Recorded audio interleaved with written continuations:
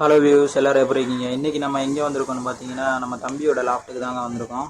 தம்பி வந்தது சொல்லியிருந்தான், அண்ணே நான் ஃபுட்டு கையில் வச்சோன்னே ஃபுட்டு வந்து கையில் வந்து சாப்பிடுவானுங்க அப்படின்னு. அதே மாதிரி ஃபுட்டை கையில் வச்சோன்னே வந்து ரெண்டு பேரும் அழகாக சாப்பிட்டுக்கு இருந்தானுங்க.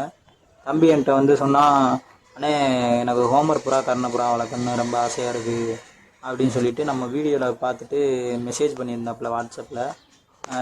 எனக்கு இந்த ஜாக்கு மட்டும் தாங்க, நல்லாயிருக்கு, எவ்வளோ காசு வேணால் தரேன்னு.